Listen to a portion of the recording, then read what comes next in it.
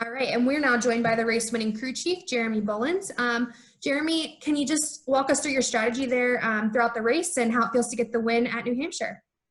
Yeah, obviously a great day for this Alliance Parts Mustang. The strategy was fairly straightforward. Most of the time you had, enough laps that you wanted to pit. We made a strategy play there early in stage one to stay out of the Comp Yellow and try to run that whole stage, and almost paid off. It was worked out okay for us. And, it seemed like after that, the cautions kept falling near the fuel windows. So, you had to make the decision, am I going to pit here or stay out and wait a little bit longer? And fortunately, we seemed like we timed that pretty close and were able to keep cycling back to the front.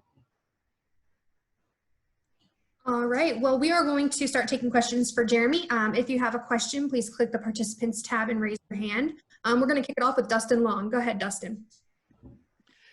Yeah, Jeremy, you guys obviously had the success with winning at Bristol, but there haven't been many of these 750 horsepower package races so far this season. And obviously now the rest of the way, I think it's like over half the races are going to be.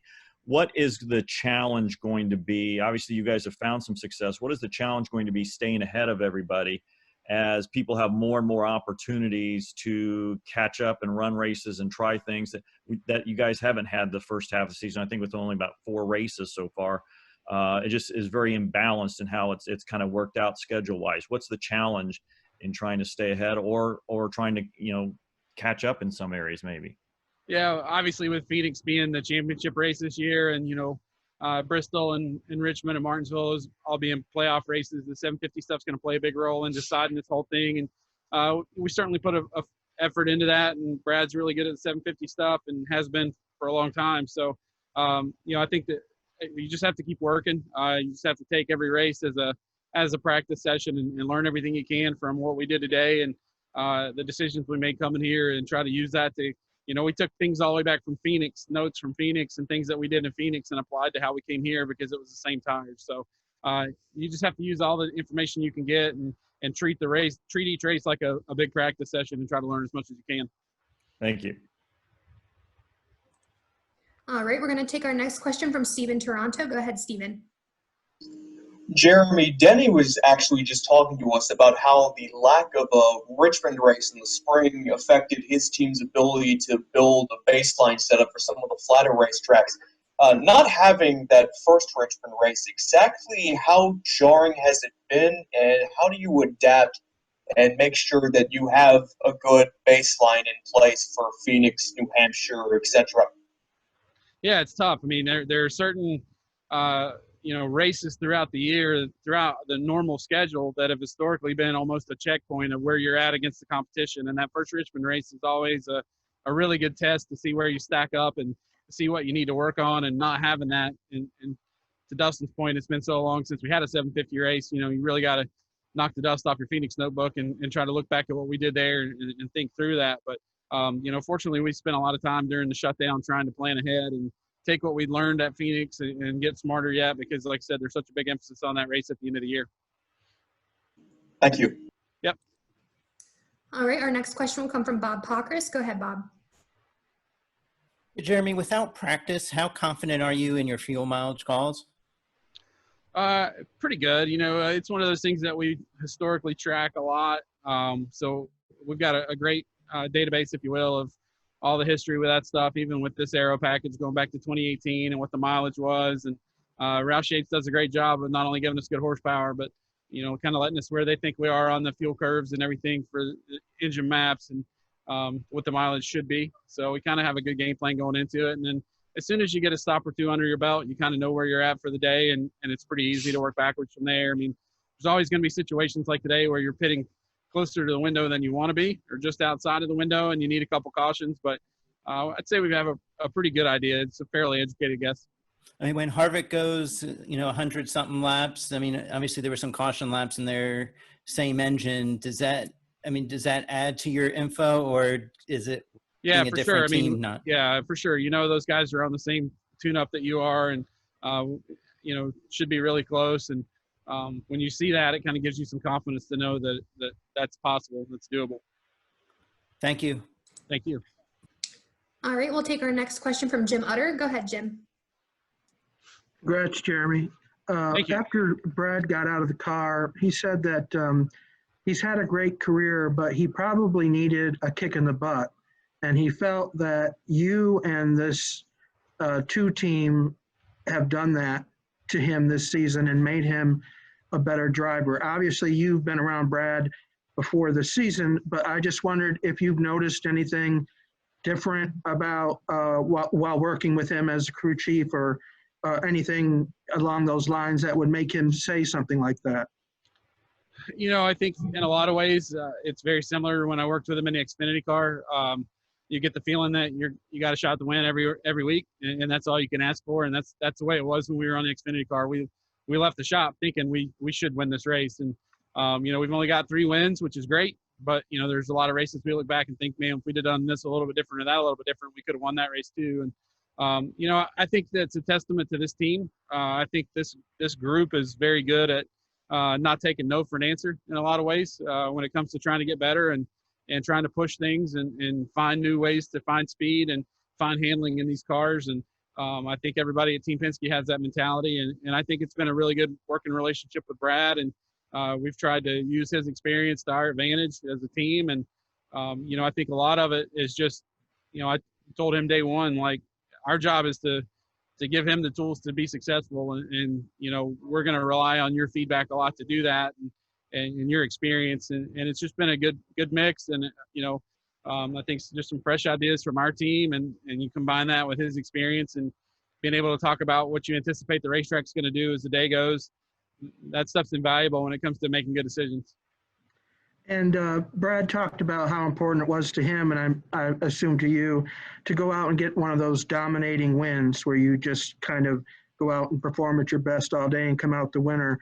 But he doesn't like to talk about other drivers in particular, but getting that today, but also doing it in what, for the most part, was a one-on-one battle with Denny Hamlin, who's been obviously one of the better teams so far this season. Was that a telltale sign for you guys too? Well, I think it's what you have to do if you want to. The way things are looking so far this year, the 4 and the 11 have been the teams to beat. So you need to come out and show that you can do that. But I think we're not giving away the championship yet. So everybody's still got a lot of work to do, and we've got to be able to do this in Phoenix, and we got to be able to win enough races between now and then to be in the Final Four to get to Phoenix. But the other 2 wins, not taking anything away from them. We had great cars, and we put ourselves in position to take advantage of situations late in the race. But we won this race, and it does feel different. It is more fun to do it that way. They're all great, and we're not going to be disappointed in any of them. But today was a lot of fun, and today's the kind of the day that you need if you want to contend for a championship. Thank you very much. Thank you. All right, and we're going to take a question for Jeremy from Zach Sterniolo. Go ahead, Zach. Jeremy, congrats on this today. You and your teammates have been extremely fast all year, but I think really highlighted lately by Blaney and his success. I know you can really only speak for your team, but how significant is it for you guys to be able to break through for Team Penske today and capitalize on the speed that you had? Yeah, I think today was a day where obviously with no practice, no qualifying, the things that you have to do, we nailed the setup. I would argue better than anybody, and we had the best long run car, and the race played out to where you needed we got a couple long runs that paid off for us, and I think we've had speed a lot. We've had a lot of top 10s. We've had a lot of solid days.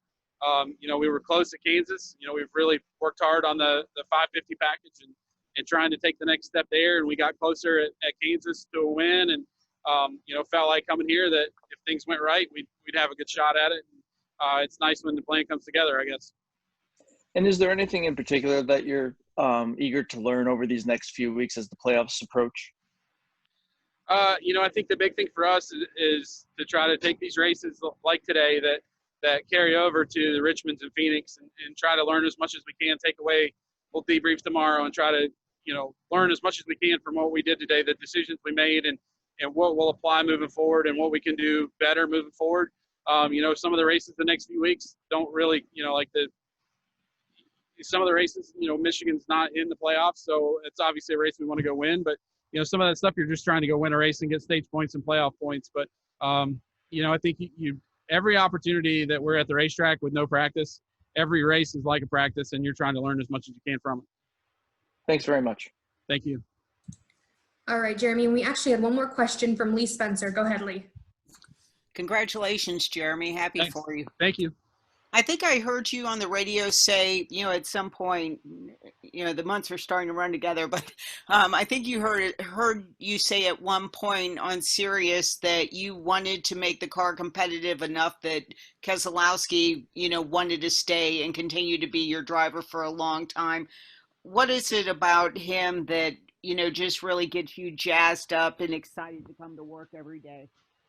Well, I think, you just go back to the all the success that we had in the Xfinity car. And, I think we won 14 races or so with that car. And like I said, it's a lot of fun to work with him. That there aren't very many tracks that you're not going to go to that you don't have a chance to win the race. And that's the ideal situation. And, this is a performance business, and in a lot of ways, every year is a contract year. So, the pressure is always there to be successful and to compete. And, but that's what we live for, and that's what we want to do. And, when we got paired up in January, I told him, I was like, our job is to give you what you need to be successful. And I, I'm going to need your help with what that is, but we'll make it happen. And, so far so good. And, obviously it's going really well, and hopefully we can keep it all together. How have you seen him mature over the last few years after having a couple of daughters and move into the leadership role in the, top Penske car? Sorry, Lee, I only caught the last half of that. Can you repeat the question, please? Certainly. How have you seen him mature since having his two daughters and, taking the leadership role at Team Penske? I think he's grown a lot over the years. When I first started working with him, he wasn't married, didn't have any kids, and now he's married with two kids and a business outside of racing. So he's obviously when you have that kind of responsibility, you have to learn to find a good balance in your life and find a way to make everything successful. And that's one of the things that we talk about all the time is he's the first one to ask, what do you need from me? And I'm the first one to tell him when I need something.